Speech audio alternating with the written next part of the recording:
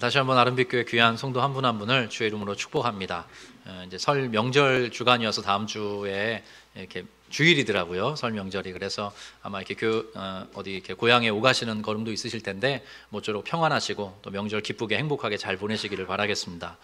우리 성도님들 중에 드라마 좋아하시는 분 계십니까? 드라마. 네. 차마 손은 못 드시겠죠. 네. 드라마 좋아하시는 분 계시고 또 영화도 좋아하는 분 더러 계실 겁니다. 저는 이제 드라마는 보니까 이렇게 매주 하는 것도 있고 해서 이렇게 챙겨보기가 쉽지가 않아가지고요. 드라마를 이렇게 많이 좋아하지는 그러니까 볼 수가 없으니까 챙겨볼 수가 없어요. 요즘에는 이렇게 막 시리즈물로 묶여서 나오기도 하던데요. 근데 드라마보다는 영화를 조금 더 좋아해요. 제 인생의 마지막 드라마는 상도라는 드라마였습니다. 거의 매주 막 즐겁게 챙겨봤던 기억이 있는데 그 이후로는 이렇게 드라마를 딱히 가까이 하지 못했어요. 근데 영화는 가끔 봅니다. 이제 그날 집중해서 보면 되니까 시간이 될 때 한 번씩 가서 극장에 가는데요. 최근에 또 한번 갔습니다. 네, 슬램덩크라고.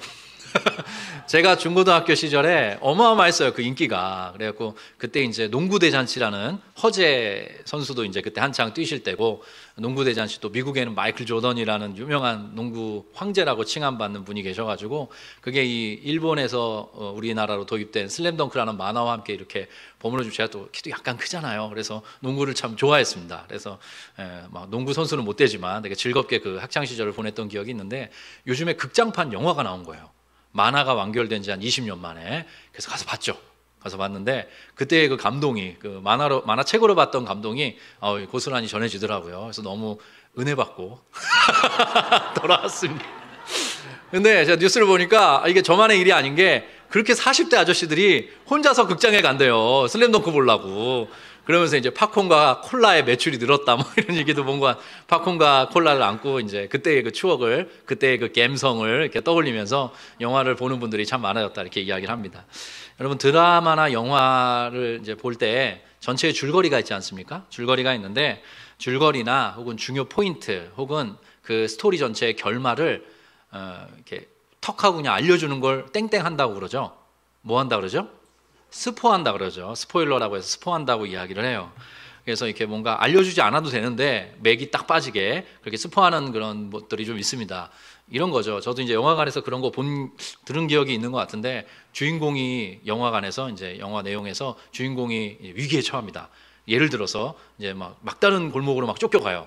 근데 갑자기 저쪽에 앉아있는 분이 자기 일행한테 조금 있다 저 벽 무너진다? 이렇게 얘기를 하는 거죠. 그럼 같이 이제 영화를 볼 때 김이 확 세잖아요. 그런 거죠. 그런 걸 이제 소위 스포한다라고 이야기를 하죠.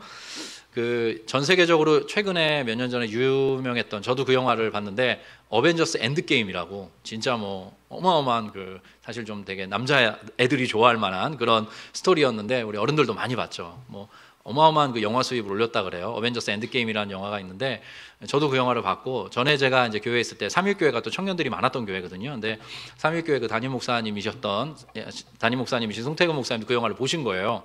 근데 영화가 한창 상영 중인데 영화관에서 모르고 이렇게 얘기하신 겁니다. 스포를 하신 거예요. 뭐냐면, 영화 보신 얘기를 하시다가 아이언맨이 죽더라고요, 이렇게 얘기를 해버리신 거예요. 근데 그게 그 스토리 전체와 어마어마하게 이게 맞으시는 거기 때문에 갑자기 청년들이 막 이러는 거예요. 그러니까 좀 이게 실수하신 것 같다고 해서 다음 예배 때는 거 다 자르고 영상도 막 내리라고 하시고, 왜냐면 이게 크나큰 결례가 되니까요. 그런 에피소드도 있었습니다. 제가 오늘 여러분들에게 스포 아닌 스포를 하려고 해요. 어떤 스포를 하려고 하냐면, 성경 전체 이야기의 결론을 알려드리려고 합니다. 성경 전체도 기승전결의 구조와 스토리를 갖고 있어요. 기승전결의 구조와 스토리를 갖고 있는데, 영화, 드라마, 또 소설, 만화 모두 기승전결, 이렇게 어떤 흐름을 탑니다. 그래서 어떤 중요한 단초가 딱 풀어지면서 결론에, 위기와 절정과 결론에 이렇게 이르게 되거든요. 기승전결의 구조를 모든 그 어떤 영화나 드라마 이런 것들이 갖고 있는데, 성경도 마찬가지예요. 성경도 창세기부터 요한계시록까지를 쫙 펼쳐보면 하나의 커다란 스토리를 갖고 있습니다. 플롯이 있어요. 그게 뭐냐 하면, 기승전결이 이렇게 되어 있습니다. 창조, 그리고 타락, 그리고 구속, 그리고 완성, 이렇게 그려져 있어요. 성경 전체의 스토리는 그겁니다. 창조, 타락, 구속, 완성. 그리고 이 완성 안에는 재창조와 회복의 그림이 들어있어요. 완성은 그런 걸 의미합니다. 그래서 이 성경 전체의 풀 스토리가 창조, 타락, 구속, 완성, 재창조와 회복을 염두에 둔 완성의 그림으로 이렇게 펼쳐져 있다. 우리 성도님들이 그걸 이미 알고 계시고, 그 스토리를 사실 여러분들이 마음에 품고 사시는 게 매우 중요합니다. 오늘도 살펴보겠지만, 성도들은 사실 그 자리로 부름을 받아요. 초청을 받습니다. 하나님께서 친히 세우신 이 모든 스토리가 우리 성도님들 앞에 놓여 있고 그 스토리에 너희가 초청을 받고 있다. 너희 기꺼이 이 이야기에 발 딛고 살아가겠니? 하나님이 그런 식으로 저와 여러분을 끊임없이 부르십니다. 제가 이사야서 오늘 본문은 이제 이사야서 설교는 오늘까지 하려고 하고요. 다음 주는 설 명절에 맞는 설교를 하려고 하고 그 다음 주부터는 에스라 느헤미야 설교를 하려고 합니다. 이렇게 지금 준비해 가고 있는데 제가 이사야서에 별명이 있다라고 이사야서 설교를 하면서 말씀드렸습니다. 첫 번째 별명이 다섯 번째 복음서다라는 말씀을 드렸어요. 그래서 신약 성경에 복음서가 4개가 나오는데 그 복음서의 내용에 못지않게 예수 그리스도께서 태어나시고 예수 그리스도께서 이 땅 가운데 오셔서 어떤 헌신과 수고와 어떤 애씀, 어떤 고난 이런 것들을 감당하실지 그 내용이 들어가 있습니다. 그래서 우리가 지난주까지 그 모든 내용을 짧게지만 살펴봤죠. 그래서 그분의 그 모든 섬김과 수고, 헌신이 우리에게 어떤 의미가 있는지 또 우리에게 어떤 효력을 가져다 주는지가 이사야서에 잘 나와 있어요. 다른 어떤 구약의 내용보다. 그래서 이사야서를 다섯 번째 복음서다 이렇게 말씀을 드렸고요. 또 하나의 별명이 축소판 성경이라고 여러분들에게 말씀드렸던 기억이 나셔야 됩니다. 기억이 나시죠? 그래서 이사야서 전반부가 39장까지인데 구약 성경도 39권으로 되어 있다 이렇게 말씀드렸고 여기에는 이사야서 전반부에는 죄를 대단히 이렇게 공의롭게 심판하시는 다루어 가시는 하나님의 심판이 도드라지게 등장하고 있고요.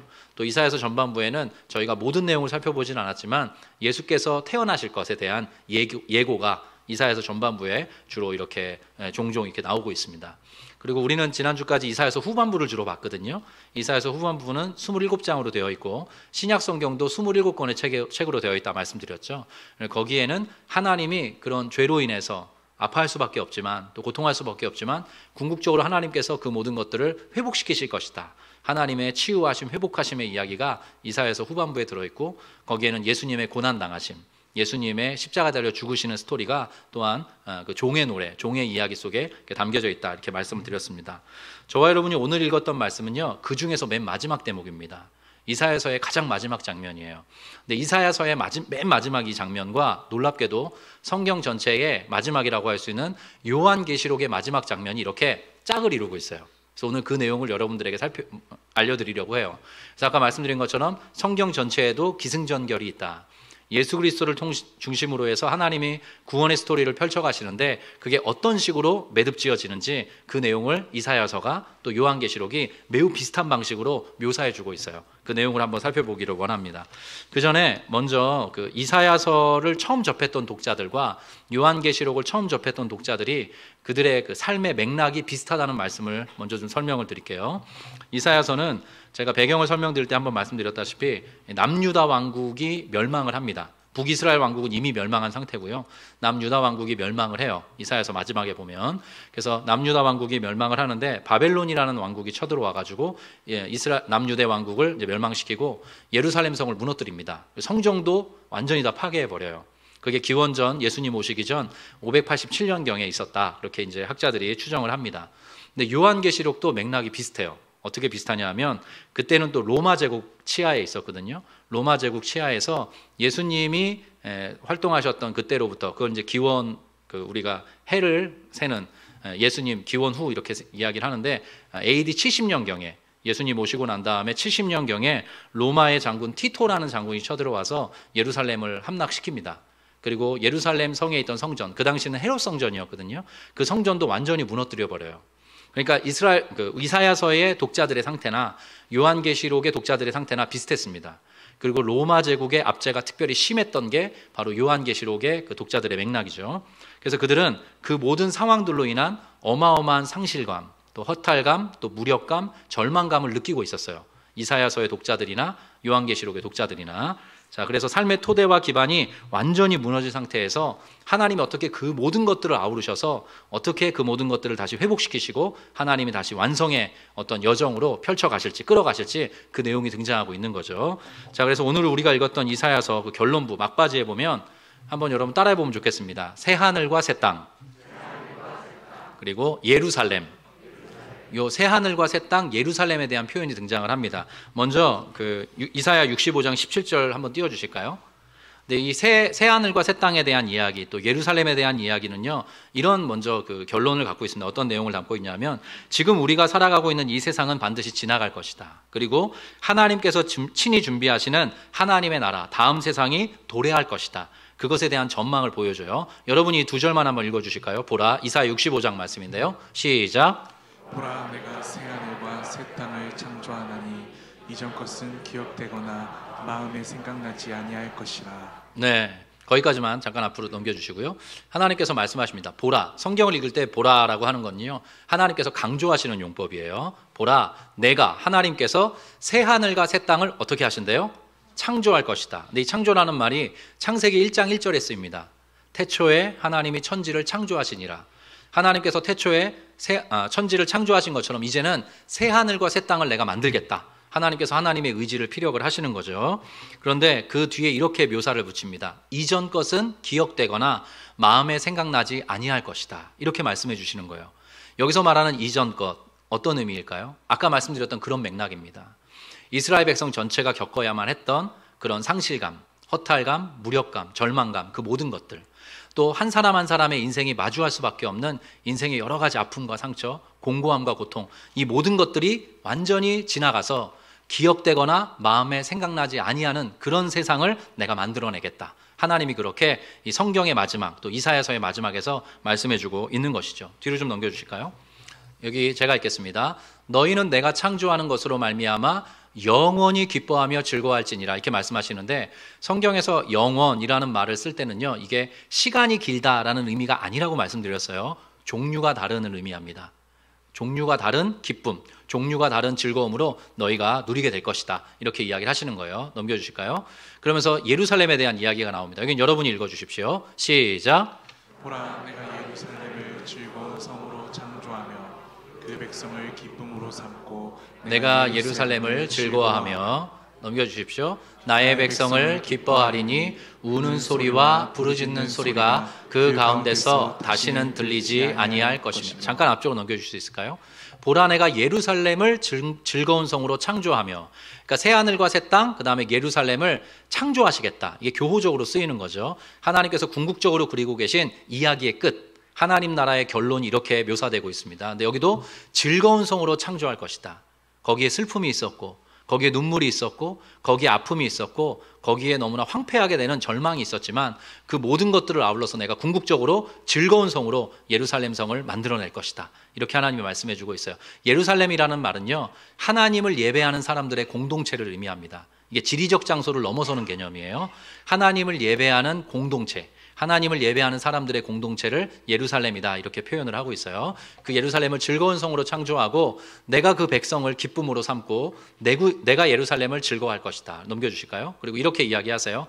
나의 백성을 내가 기뻐하리니 더 이상 우는 소리와 부르짖는 소리가 그 가운데서 다시는 들리지 아니할 것이다.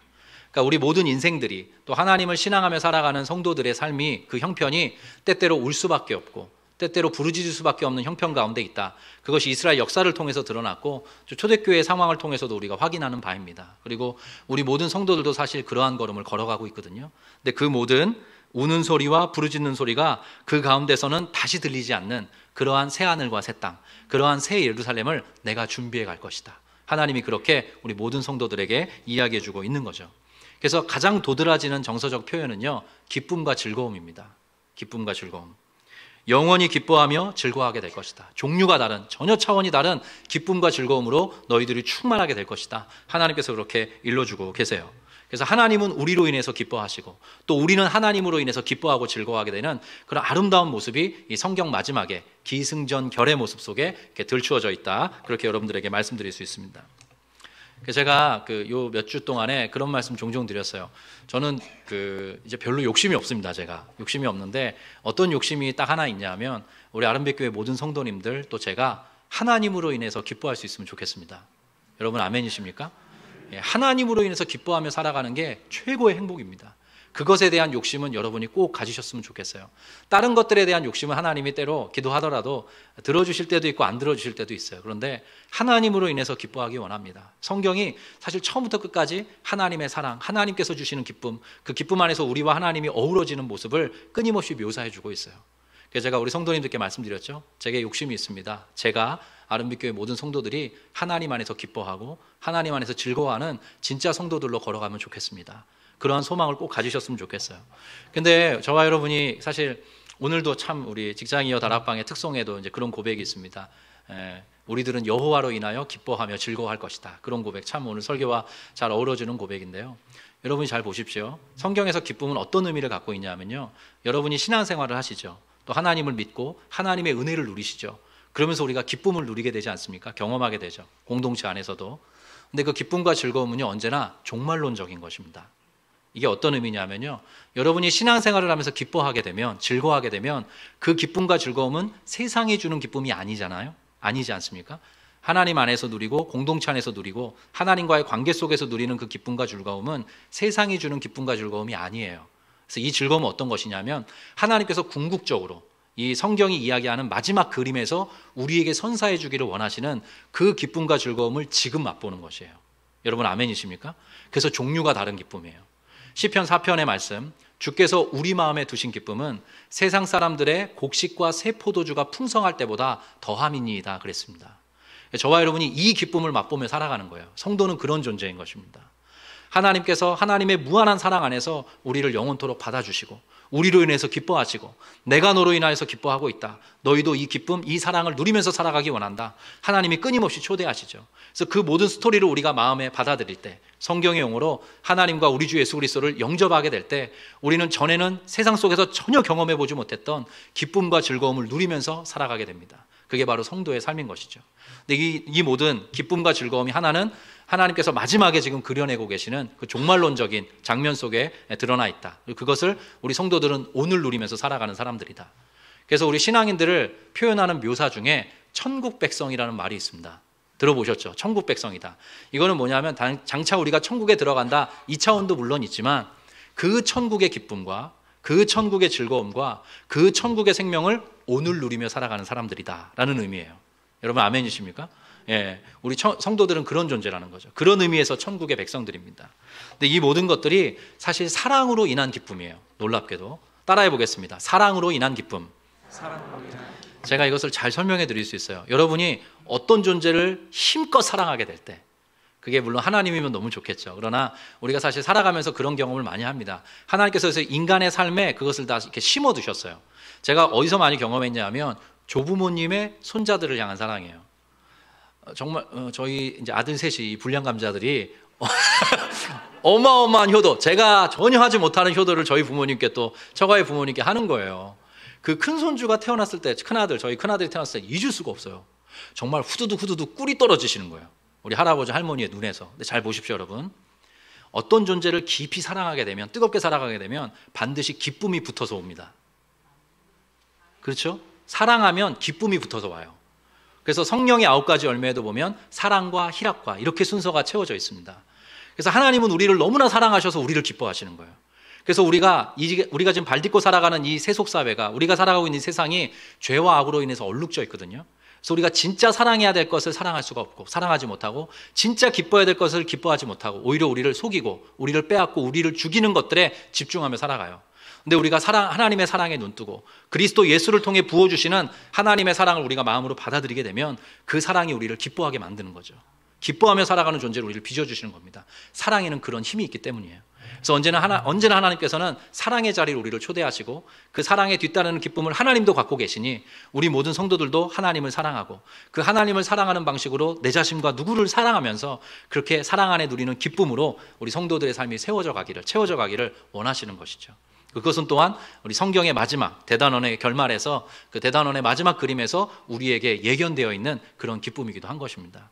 이것을 우리 성도님들이 마음에 꼭 품으셨으면 좋겠어요. 자, 오늘 이 이사야서의 말씀이 놀랍게도 성경 마지막에 요한계시록에서 이렇게 비슷하게 드러나고 있습니다. 계시록 21장 말씀인데요. 여러분 두 절만 한번 여러분이 읽어주십시오. 두 절만 시작.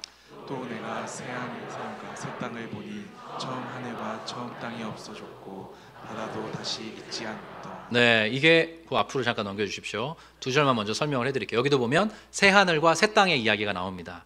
그래서 이사야서의 끝이 성경의 끝이기도 한 거예요. 그래서 이사야서가 성경의 축소판이라 말씀을 드렸죠. 여기 요한계시록에도 내가 새 하늘과 새 땅을 보니, 여기서 나는 사도 요한, 이 책을 기록한 사도 요한을 이야기합니다.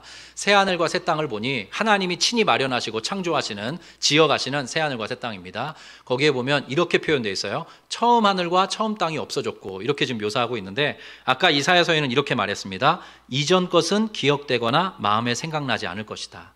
이전에 우리를 힘들게 하고 고통스럽게 하고 눈물 짓게 했던 그 모든 것들이 더 이상 생각나지 않을 것이다. 이렇게 이야기했는데, 오늘 사도 요한은 처음 하늘과 처음 땅, 우리가 지금 살아가고 있는 이 하늘과 이 땅이 없어질 것이다. 그것을 대체하고 대신하고 완성하는 새 하늘과 새 땅이 주어질 것이다. 이렇게 이야기를 해요. 근데 여기 좀 특이한 묘사가 하나 붙어 있습니다. 이사야서에는 안 나온 내용인데요.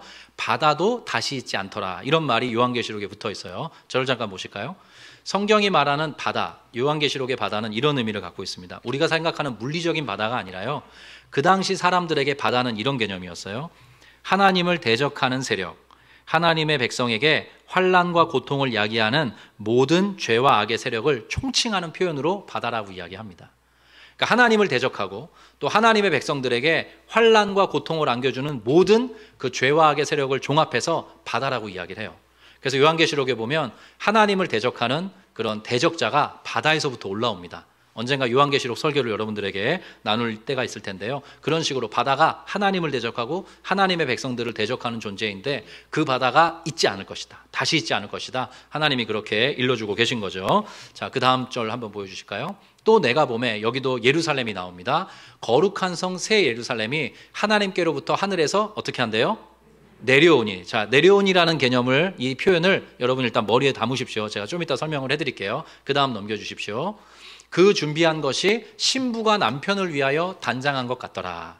자, 신부가 남편을 위해서. 여기도 놀랍게도 혼인관계, 결혼식에 대한 그림이 등장하고 있어요. 요한계시록 지금 21장 말씀을 봤는데요. 19장에 보면 그 유명한 어린 양과 하나님의 백성의 혼인잔치 이야기가 나옵니다. 그리고 여기에도 보면 예루살렘, 거룩한 성 새 예루살렘이 그 준비한 것이 신부가 남편을 위하여 단장한 것 같더라. 남편은 하나님, 우리 주 예수 그리스도를 이야기하는 거고, 신부는 하나님 백성의 공동체 전체를, 이렇게 하나님의 사람들 전체를 표현하는 것입니다. 제가 잠깐 설명을 해드릴게요. 그래서 이런 성경의 마지막 장면, 특별히 요한계시록에 하나님께서 우리의 남편이 되어주시고, 그리스도께서 우리의 남편이 되어주시고, 하나님의 백성 전체가 그리스도와 혼인하는, 하나님의 신부, 그리스도의 신부로서 그분과 연합하는 장면이 묘사되고 있습니다. 이유가 있습니다, 여러분. 왜 이 결혼에 대한, 성경의 처음과 끝이 다 결혼으로 시작해서 결혼으로 끝나요. 놀랍게도 아담과 하와의 결혼으로 창세기가 시작되고, 이런 의미입니다. 혼인잔치가 계속 강조되는 이유는 이런 건데요. 하나님께서 정말로 원하시는 것은요, 사랑으로 유지되는 체제를 만드시는 것입니다. 하나님이 인류 사회, 이 세상 가운데 꿈꾸시는 게 있는데요, 사랑으로 유지되는 체제를 만드시는 거예요. 제가 예전에 참 신비로운, 좀 신기한 그런 다큐멘터리도 아니고, 그게 어떤 무슨 PD 수첩도 아닌 되게 묘한 어떤 그런 프로그램을 한번 봤는데, 그게 잊혀지지가 않아요. 뭐냐면 어떤 기업체를 운영하는 사장님 얘기했어요. 이야기인데, 그 사장님께서 무엇에 집중을 하시냐면, 이 사업체를 경영하는 데 물론 집중을 하시지만, 사업체에 함께 몸담고 있는 직원들에 대해서, 그들을 매우 귀하게 여기고 그들의 복지, 그들의 삶을 정말 지나치다 싶을 정도로 배려하면서 사업체를 이끌어 가시는 거예요. 그래서 제가 그 직원들이 즐겁게 일하고 있는지, 그들이 행복한지, 그들이 정말 의미 있게 성장하면서 그 직장에서의 삶을 누리고 있는지, 이런 것들에 관심을 쓰고, 또 여러 가지 방식으로 복지를 이렇게 좀 배려하면서 기업체를 운영하는 분이 계시더라고요. 근데 제가 뭘 느꼈냐면, 그 사장님께서 그 직원들을 대단히 존중하고 사랑하시더라고요. 사람으로서. 그러니까 그분이 모르긴 해도 기독교인이 아니실까. 제가 문득 그 영상을 보면서, 그 프로그램을 보면서 그 생각을 했거든요. 여러분, 아까도 말씀드렸다시피 하나님께서 성경 처음부터 끝까지 우리 인간 세계에 꿈꾸시는 것은 무엇이냐 하면, 사랑으로 인해서 맺어지고 그 사랑으로 인한 기쁨이 채워지는 그런 모든 관계가 이루어지기를 원하십니다. 그래서 하나님께서 세상을 만드시고 아담과 하와를 지으신 다음에, 아담이 토해내는 고백이 그거죠. 이는 내 뼈 중에 뼈요 살 중에 살이라 그래요. 근데 그것은 단순히 그런 에로스적인 사랑을 말하는 게 아니라 너와 나는 하나이군요 라는 뜻이에요. 그래서 위로는 하나님을 섬기고 서로를 깊이 사랑하면서 존중하면서 그렇게 인류 사회가 번성해 나가기를 하나님이 원하셨죠. 근데 그것이 어려워졌습니다. 인간의 죄와 타락으로 인해서. 그래서 이제는 가까운 사람에게 상처를 주고 상처를 받는 그런 방식의 삶을 인간 사회가 살아가게 되었어요. 근데 그것을 뚫어내는 하나님의 해법이 무엇냐면 예수 그리스도께서 오시는 거죠. 하나님의 사랑의 상징으로서, 하나님의 사랑의 정점으로서 예수께서 이 땅 가운데 임하시는 것입니다. 그래서 그분께서 그 모든 인생들을 찾아가셔서 그들을 치유하시고 그들을 어루만지시고 하나님의 사랑이 무엇인지를 보여주셨습니다. 예수께서 십자가 달려 죽으심으로 하나님의 사랑으로 우리 모두를 용서해 주시는 그런 놀라운 사명을 감당하시죠. 그러면서 예수님께서 마지막으로 남겨주셨던 계명이 있죠. 새 계명을 너희에게 주노니 서로 사랑해라. 내가 너희를 사랑한 것처럼 너희 서로 사랑해라. 너희가 서로 사랑할 때 이로써 모든 사람들이 너희가 나의 제자인 줄 알게 될 것이다. 성경의 처음부터 끝까지는 그렇게 사랑을 기반으로 한 어떤 관계가 맺어지고 그로 인한 기쁨과 즐거움으로 모든 생명들이 충만하게 되는 그런 그림을 보여주고 있는 거예요. 이 마지막 장면도 마찬가지인 것입니다. 자, 몇 절만 더 보겠습니다. 요 대목을 설명해야 되겠네요. 아까 새 예루살렘이 어떻게 한다 그랬죠? 네. 기억력 좋으시네요. 네. 잊으실 수 있는데 이게 놀랍게도 내려온다는 표현을 써요. 이 부분이 되게 중요한데 제가 좀 설명을 해드리겠습니다. 여러분, 우리가 흔히 관용적으로 죽어서 천국에 어떻게 한다 그러죠?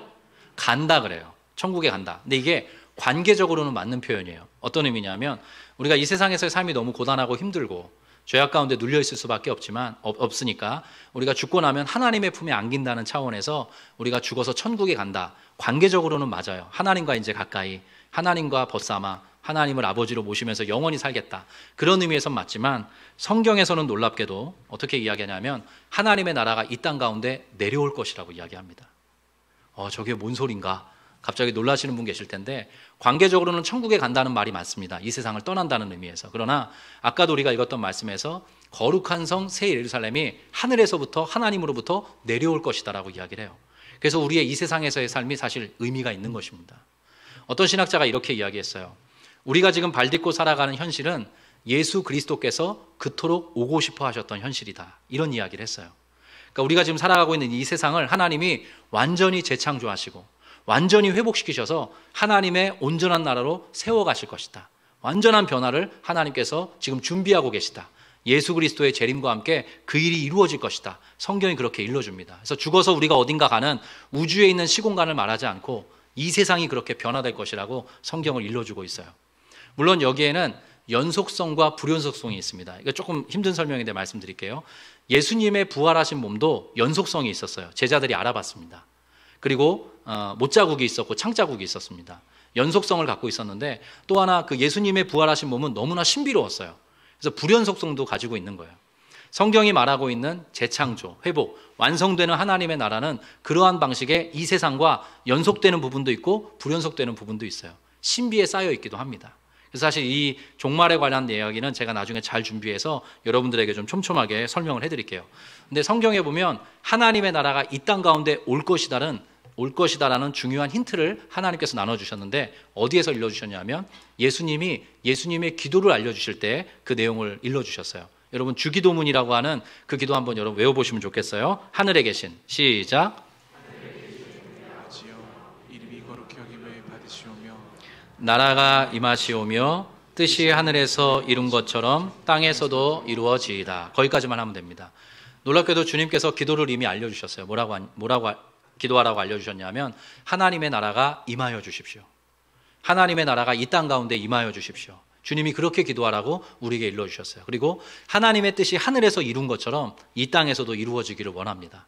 그래서 우리가 지금 발딛고 살아가는 세상은 앞으로 어떻게 될지 우리가 명확하게 알 수는 없지만 성경이 이야기합니다. 하나님께서 하나님의 때에 하나님의 방법으로 특별히 예수 그리스도의 재림과 함께 완전히 재창조하실 거라고, 완전히 회복시키실 거라고, 거기에는 기쁨이 있을 거라고, 이전 것은 완전히 지나가고 기쁨과 즐거움으로 살아가는 사랑 안에서 하나님과 더불어 교제하며 살아가는 성도들의 삶이 기다리고 있을 거라고 그렇게 일러주고 계신 것이죠. 여러분 이 사실을 마음에 꼭 새기셨으면 좋겠어요. 그래서 종말론을 이야기할 때 제가 이 이야기만 좀 덧대겠습니다. 불필요하게 공포를 조장하거나 너무 여러분들을 두려움에 떨게만 하는 스토리는 사실은 건강한 종말론에 대한 정보가 아닙니다. 요즘에 사실 그런 것들이 좀 많아요. 만약에 그런 종말론이 매우 중요했다면 사도행전을 딱 펼쳤을 때 사도 베드로의 설교가 그러했을 것입니다. 그렇지 않습니까? 사도 베드로의 첫 번째 설교는 예수 그리스도가 누구인지에 대해서 집중하고 있어요. 그런 종말에 일어날 두려운 일들에 집중하는 설교가 아니었습니다. 제가 이런 내용들은 조금 더 여러분들에게 준비해서 나중에 설교해 드릴게요. 계시록 21장 3절 말씀을 띄워주실까요? 그 뒷절 말씀인데 제가 읽어드리겠습니다. 이게 사실 이게 제가 장례식 때 종종 이제 본문으로 삼는 내용입니다. 내가 들으니 보좌에서 큰 음성이 나서 이르되 보라 하나님의 장막이 사람들과 함께 있음에. 자, 여기서부터 여러분들이 같이 읽어주십시오. 시작. 하나님이 그들과 함께 계시리니 그들은 하나님의 백성이 되고 하나님은 친히 그들과 함께 계셔서 모든 눈물을 그 눈에서 닦아주시니 다시는 사망이 없고 애통하는 것이나 곡하는 것이나 아픈 것이 다시 있지 아니하리니 처음 것들이 다 지나갔음 이러라. 자, 여기도 보면 처음 것들은 다 지나갈 것이다 이렇게 이야기를 해요. 그러면서 이렇게 마지막 장면 새하늘과 새 땅에서 또 거룩한 성 새 예루살렘에서 우리 하나님의 백성들이 어떠한 삶을 살아가게 될지, 어떤 영혼의 삶을 살아가게 될지를 이야기해 주는데요. 핵심은 이것입니다. 강조되는 게 두 가지인데요. 첫 번째, 하나님과 하나님 백성의 완전한 사랑의 관계가 거기에 있을 것이다 이렇게 이야기를 해요. 그래서 강조되는 표현이 뭐냐면 함께라는 말입니다. 하나님께서 하나님의 백성과 함께 있게 될 것이다. 근데 이게 강조되는 이유가 있습니다. 뭐냐 하면 우리 성도님들 인생을 살아가시다 보면 하나님이 계시지 않은 것 같은 때가 있으시죠.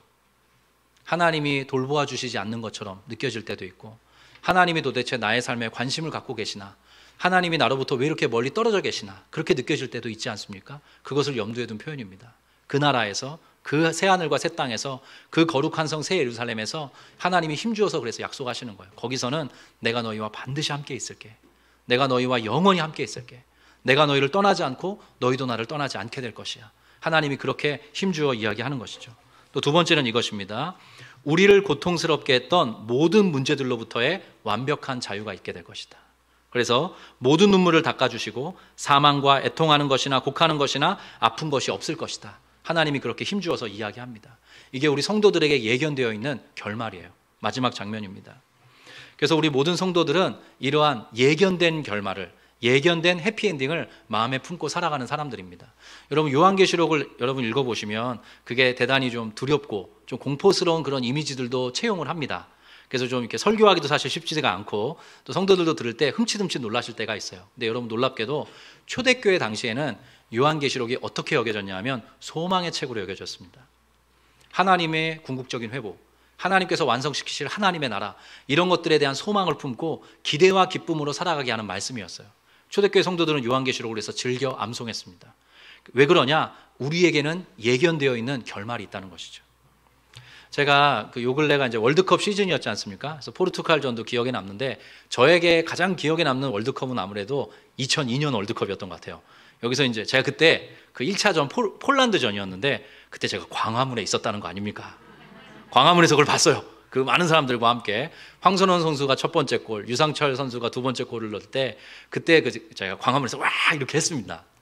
근데 그 2002년 월드컵에서 가장 기억에 남는 그 뭐라 그럴까 경기는 아마 여러분들도 많이 보셨을 텐데 이탈리아전이에요. 이탈리아전 1대0으로 계속 끌려가다가 마지막에 설기현 선수라는 분이 후반전 끝나기 2분 전인가 그때 이제 동점골을 넣어요. 그래서 연장전으로 갑니다. 근데 그때까지 설기현 선수가 잘 못했어요. 그래가지고 막 그분도 너무 기뻐하고 우리 함께하는 관중들도 너무 좋아했는데, 그리고 나서 연장전에 가서 그 유명한 이걸 하게 되죠. 안정환 선수가 결승골을 넣어가지고 이제 이탈리아를 꺾고 8강에 갑니다. 8강에서는 또 스페인하고 싸우죠. 스페인하고 싸우는데 이훈재 선수가 승부차이까지 가는 그 격전 끝에 이훈재 선수가 한 골 맞고 또 홍명보 선수가 생전 웃는 거를 안 보여줬는데 마지막 그 승부차기 골을 넣으면서 환하게 우셨던 장면을 우리가 봅니다. 월드컵 특수가 있어서 이번에도 그 2002년 월드컵 그 경기들을 TV에서 보여주더라고요. 근데 예전에는 그 시간 실제로 그 시간대 2002년에는 마음이 이렇게 졸이면서 그 경기를 봤습니다. 지면 어떡하나, 우리 선수들 너무 고생한다 이렇게 봤는데 요번에 보니까 그때의 감동은 있는데 두려움은 없더라고요. 떨림이 없어요. 왜냐하면 결말을 알고 있기 때문입니다.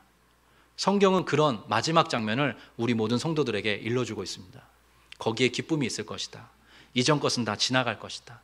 너희들을 아프게 하고 힘들게 했던 그 모든 것들을 내가 완전히 다 치워버리고 영원한 나의 나라에서, 새하늘과 새 땅에서, 거룩한 성 새 예루살렘에서 너희와 더불어 사랑 안에서 기뻐하면서 내가 영원토록 살아가길 원한다. 내가 너희들의 형편을 알고 있다. 내가 그 나라를 지금 준비하고 있다. 하나님께서 그렇게 우리 모든 성도들에게 일러주고 계신 것입니다. 예견된 해피엔딩, 이것을 마음에 품고 살아가는 귀한 성도님들 되시기를 주의 이름으로 축복합니다. 그때의 성도에게 힘이 주어집니다. 성도에게. 그런 차원에서 오늘 말씀을 한번 읽어보기를 원하는데요. 제가 길게 설명 안 할 겁니다. 오늘 이 모든 맥락을 염두에 두고 오늘 우리가 읽었던 이사야서 마지막 대목인데요. 66장 10절부터 13절까지 천천히 여러분이 한번 읽어보십시오. 시작. 예루살렘을 사랑하는 자들이여 다 그 성읍과 함께 기뻐하라. 다 그 성읍과 함께 즐거워하라. 그 성을 위하여 슬퍼하는 자들이여 다 그 성의 기쁨으로 말미암아 그 성과 함께 기뻐하라. 너희가 젖을 빠는 것 같이 그 위로하는 품에서 만족하겠고 젖을 넉넉히 빤 것 같이 그 영광의 풍성함으로 말미암아 즐거워하리라. 여호와께서 이와 같이 말씀하시되 보라 내가 그에게 평강을 강같이 그에게 문나라의 영광을 넘치는 시내같이 주리니 너희가 그 성읍에 젖을 빨 것이며 너희가 옆에 안기며 그 무릎에서 놓을 것이라. 어머니가 자식을 위로함 같이 내가 너희를 위로할 것인즉 너희가 예루살렘에서 위로를 받으리니. 이렇게 설명하고 있습니다. 지금 눈에 보이는 예루살렘 성은 무너졌다. 그러나 내가 다음 세상을 준비하고 있다. 새 하늘과 새 땅, 새 회복될 예루살렘을 너희를 위해서 준비하고 있다. 너희는 그 안에서 충만한 기쁨을 누리게 될 것이다. 나와 함께 뜨겁게 교제하면서 만족하게 될 것이다. 오늘 우리가 읽었던 말씀에 가장 강조되는 부분은 뭐냐면 요한계시록에는 나오지 않더라고요. 어떤 단어냐면 여러분이 읽어가면서 딱 그게 캐치가 되셨으면 좋겠는데 위로라는 단어입니다. 하나님은 모든 하나님의 백성들, 하나님이 지극히 사랑하시는 성도들을 위로하기를 원하세요. 위로하기를 원하십니다. 여러분 이 사실 믿으십니까? 그래서 여러분이 은혜를 받는다고 할 때 하나님의 또 목회자가 한 사람의 목회자가 한 번 설교를 하더라도 성도 한 분 한 분이 받으시는 위로가 다른 것입니다. 은혜가 달라요. 한 분 한 분의 형편과 처지와 상황이 다르기 때문에 그 상황에 적절한 하나님께서 위로를 은혜 가운데 공급해 주시는 것이죠. 제가 설교 원고에 쓴 내용을 좀 읽어드릴게요. 이 글의 독자들은 어마어마한 상실을 경험한 이들입니다. 그래서 지금은 슬퍼할 수밖에 없고 미래와 소망이 끊어진 것 같아 어떻게 해야 할지 알 수 없는 상황에 놓여 있습니다. 망연자실할 수밖에 없는 그런 상황입니다. 때로 우리 성도들도 그러한 상황과 슬픔을 마주합니다. 그러한 상황과 슬픔은 우리 삶에 깊은 골을 만듭니다. 누구도 알 수 없는 때로 고통의 계곡이 우리의 마음에 새겨져 있습니다. 때로 차디찬 물이 그 계곡으로 흘러 우리를 더욱더 움츠러들게 만듭니다. 하지만 하나님께서는 반드시 그의 나라, 그의 천국, 새하늘과 새 땅에서 그 슬픔을 기쁨으로 바꾸시리라 약속하십니다. 이게 바로 성경이 우리에게 제시해주고 있는 결말입니다. 또 하나 그 모든 것들을 가능하게 하는 것이 무엇이냐? 하나님께서 지금도 우리 성도들을 위로하기 원하시고 이후로 우리가 죽어서 하나님과 마주하게 될 때 하나님은 위로하시는 하나님 아버지로 우리에게 다가와 주실 것이다 약속해 주고 계십니다. 그래서 제가 우리 성도님들을 섬기는 목회자이지 않습니까? 제가 처음에 품었던 마음이기도 하고 또 이 교회를 지금 섬겨가면서도 우리 성도님들을 위해서 이 마음을 다시 한번 품게 되는데요. 우리를 위로하기를 원하시는 그 하나님의 마음으로 제가 우리 성도님들을 위로하면서 목회자로 섬길 수 있도록 도와주십시오. 하나님이 진짜 원하는 게 위로랍니다. 우리 성도들을 위로하기를 원하신대요. 그래서 이 마지막에 이렇게 기쁨과 즐거움, 생명이 충만하게 되는 그러한 장면을 성도들에게 제시해주고 계시지 않습니까? 제가 우리 성도님들을 위로해 드리기를 원하고요. 우리 성도들이 서로가 서로에게 그러한 존재로 살아갈 수 있게 되기를 주의 이름으로 축복합니다.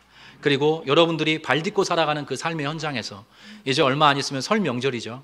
설 명절에 여러분 중에 온 가족이 함께 믿는 경우도 있겠지만 그렇지 않은 경우도 있을 것입니다. 먼저 하나님의 하늘로부터 주시는 위로를 경험한 여러분들께서 가족 구성원 누군가에게, 때로 이게 부담스러운 말이라는 거 알고 있습니다. 여러분들께서 그러나 그 한 사람 한 사람에게 찾아가셔서 하나님의 위로를 전하시는 하나님의 사람들로 살아가시게 되기를 주 이름으로 축복합니다. 저에게도 그런 일이 있었는데 저를 온 가족 중에 처음 하나님의 위로를 경험한 자로 불러주신 이유가 있더라고요. 우리 성도님들을 통해서 시간 속에서 그 일이 펼쳐지게 되기를 주의 이름으로 축복합니다. 자, 마지막 말씀인데요.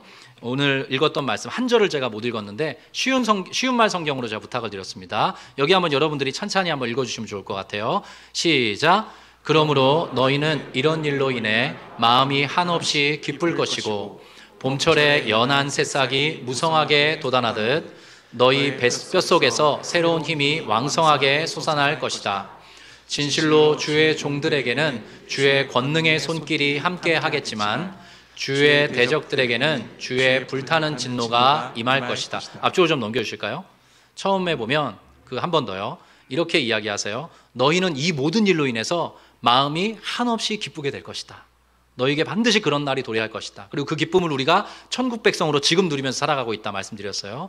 근데 그렇게 우리의 영혼만, 우리의 마음만 기뻐하는 게 아니라 봄철의 연한 새싹이 무성하게 돋아나듯, 넘겨주실까요? 너희 뼛속에서 너희의 육체도 새로운 힘이 왕성하게 솟아나게 될 것이다. 놀랍게도 예배를 드리다가 하나님의 은혜를 경험하다가 하나님의 위로와 마주하다가 육체적인 힘이 새로워지는 성도들도 참 많이 있습니다. 무력감에서 벗어나는 것이죠. 내가 누구이고 어떻게 살아가야 되겠다는 그 어떤 꿈과 비전을 하나님 앞에 예배하다가 다시 한번 회복하게 되는 그런 성도들도 있습니다. 이 가운데 특별히 육체에 연약함이 있는 분 계십니까? 하나님께서 그 모든 것들도 전인적으로 다루기를 원하세요. 그리고 아까 우리가 읽었던 말씀에 보면 제가 마지막으로 이 말씀만 드릴 텐데요. 우리 주변에 악인들이 많습니다. 악의 세력이 현저합니다. 우리 성도들이 믿음을 지키며 바르고 올곧게 하나님의 사람답게 살아가려고 할 때 여러분을 가로막고 여러분을 한숨 짓게 만드는 그런 사람과 사태, 세력들이 있습니다. 근데 오늘 성경이 이야기하고요. 이건 성경의 일관된 이야기이기도 합니다. 뭐냐 하면 그 악인들을 하나님께서 심판하실 것이다 이야기합니다. 거기에 우리의 소망이 있습니다.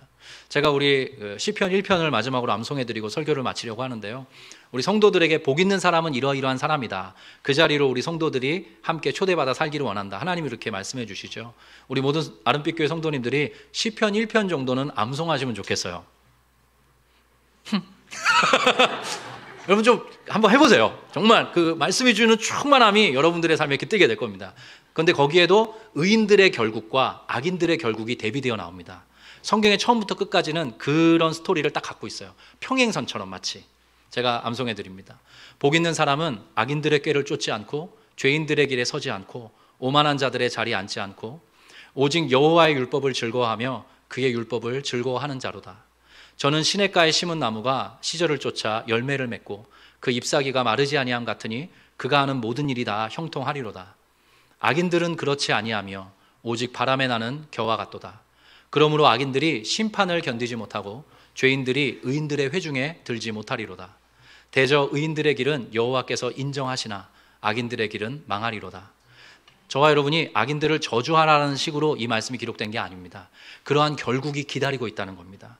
성도들에게 소망을 가지고 하나님의 편에 서서 의인의 자리에서 힘주어 걸어가라고, 사랑하고 기뻐하고 즐거워하면서 천국의 그 모든 자원들을 오늘의 삶의 자원으로 삼으면서 살아가라고 일러주는 것이죠. 그 모든 결국은 하나님께서 다스려 주실 것이다. 그 소망을 우리에게 분명히 해주는 것입니다. 우리 아름빛교회 성도들이 여러분 한 분 한 분의 이름값 하는 인생이 되면 좋겠고, 또 아름빛교회 성도라는 그 이름에, 그 호칭에 걸맞는 아름다운 삶을 살아가시기를 주의 이름으로 축복합니다. 우리에게 이미 예견되어 있는 이 결말, 이 해피엔딩을 마음에 품고 하늘 백성으로 아름답게 걸어가시는, 힘있게 걸어가시는 모든 성도 되시기를 주의 이름으로 축복합니다. 우리 함께 일어나셔서 찬송가, 오늘도 제가 찬송가를 골랐는데요. 내 영혼의 햇빛비치니, 우리 찬송 박수하면서 찬양하도록 하겠습니다.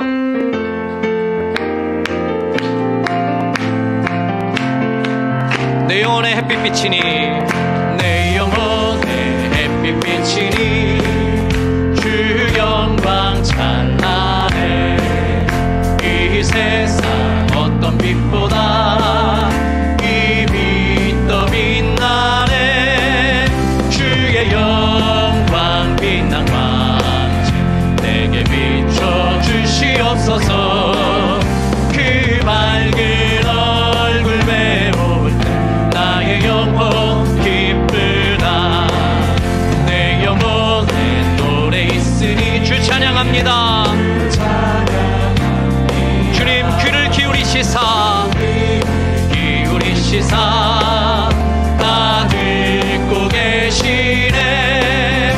주의 영광 빛난 광채 내게 비춰 주시옵소서. 그 맑은 얼굴 배울 나의 영혼 기쁘다. 내 영혼의 봄날 되어서 주 함께 하실 때 큰 평화 내게 깃들고 주의 꽃피네. 주의 영광 빛난 광채 내게 비춰 주시옵소서. 그 밝은 얼굴 배울 때 나의 영혼, 내 영혼의 희락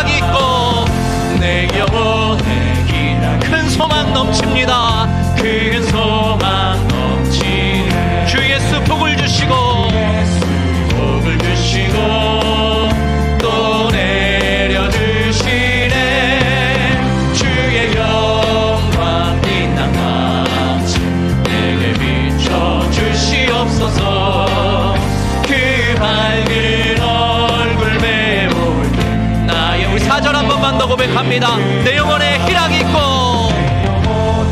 희락이 큰 소망 넘칩니다. 주 예수 복을 주시고 또 내려주시네. 주의 영광 빛난 밤 내게 비춰주시옵소서. 그 밝은 얼굴 배울 때 나의 영혼 기쁘다. 주의 영광 빛난 밤 내게 비춰주소서. 주시옵소서. 그 밝은 얼굴 배울 때 나의 영혼 기쁘다. 우리 주신 말씀 붙들고 한번 기도하기 원합니다. 하나님께서 우리에게 예견된 미래, 예견된 결말을 알려주셨습니다. 우리는 이 모든 스토리를 마음에 품고 살아가는 사람들입니다. 그곳에서 새하늘과 새 땅에서 거룩한 성 새 예루살렘에서 우리는 하나님과의 친밀하고도 완전한 사랑의 관계를 누리면서 살아가게 될 것입니다. 또 우리를 고통스럽게 했던 모든 문제들로부터 완전히 자유케 되는, 하나님이 그 모든 것을 닦아주시는 그런 놀라운 회복을 경험하게 될 것입니다. 그리고 무엇보다 하나님의 위로가 주는 충만한 만족을 누리면서 영원토록 그분과 함께 살아가게 될 것입니다. 그 모든 것들을 또한 이 세상 속에서 지금 이미 누리면서 살아가는 것, 그것이 바로 천국 백성, 하늘 백성의 삶입니다. 이 자리로 여러 성도님들을 초대하고 계십니다. 이 말씀을 마음에 품고 여러분의 삶을 의탁하면서 정말로 내가 그러한 하나님을 바라보면서 이 모든 성경의 스토리를 마음에 품고 살아갈 수 있도록 도와주십시오. 소망의 사람, 기쁨의 사람, 빛의 자녀로 살아갈 수 있도록 함께해 주십시오. 또 우리가 발딛고 살아가는 현실을 위해서도, 우리가 품고 살아가는 가정을 위해서도, 아직 안 믿고 살아가는 그런 우리의 부모, 형제, 우리의 친인척들, 지인들을 생각하면서 그들에게도 주님께서 은혜의 빛 비춰 주시옵소서. 우리의 삶을 의탁하면서 이 시간 통성으로 합심하여 기도하겠습니다. 함께 기도합니다. 하나님 아버지, 은혜와 사랑에 감사합니다. 오늘 귀한 말씀을 통해 다시 한번 내가 누구이고 어떻게 살아가야 되는지를 깨닫게 하시니 감사합니다. 예견된 결말, 예견된 하나님 나라의 해피엔딩을 마음에 품고 살아가는 하나님 나라의 성도, 천국 백성 될 수 있도록 주님 붙잡아 주시기를 간절히 바라고 소망합니다. 우리 성도님들 살아가는 걸음걸음이 참으로 고단하고 힘이 듭니다. 하나님이 부재하신 것처럼 느껴질 때도 있습니다. 그러나 영원한 하나님의 나라에서 하나님께서 하나님의 백성과 함께 하시겠다라고 제차 3차 말씀하셨습니다. 지금도 하나님의 동행을 맛보면서 경험하도록 아버지, 우리 모든 성도들에게 임마누엘 하나님으로 역사하고 계심을 감사합니다. 우리 귀한 성도들이 걸어가는 그 모든 삶의 흔적 속에 아버지, 슬퍼할 수밖에 없는 일, 어마어마한 상실감과 허무함과 허탈함과 또 무력감과 절망감을 가질 수밖에 없습니다. 그 모든 상처를 닦아주시고 그 모든 눈물을 없이 하시고 다시는 사망이 없고 독하는 것이나 애통하는 것이 없는, 아픈 것이 없는 새하늘과 새 땅을, 새 예루살렘을 주님께서 준비하고 계십니다. 그 모든 것들을 마음에 품고 소망 가운데 걸어가는 믿음의 성도 될 수 있도록 주님 붙잡아 주시옵소서. 우리가 발딛고 살아가는 삶의 현장 속에서 아직도 구금이 없이 이 은혜, 이 기쁨, 이 감격, 이 생명이 없이 살아가는 영혼들이 있습니다. 우리의 믿지 않는 부모 형제들 주님께서 간섭하여 주시고 그들도 함께 이 복음 안에 초대되어서 하나님 나라의 생명력과 기쁨과 감격을 누리며 살아가는 진짜 성도가 될 수 있도록 주님 붙잡아 주시옵소서. 온 가족을 위해 가슴앓이 하는 귀한 성도들의 강도를 들어주시고 하나님의 구원의 때를 앞잡아 주시옵시고 함께 하나님께 나와서 예배하는 놀라운 생명과 기쁨의 주인공들 다 될 수 있도록 하나님이여 간섭하여 주시옵소서. 설날에 오가는 모든 아버지 걸음들을 주님께서 복되게 하여 주시기를 간절히 바라고 소망합니다. 하나님 아버지, 은혜와 사랑에 감사합니다. 우리를 위하여서 이미 예견된 결말을, 예견된 해피엔딩을 제시해주고 계십니다.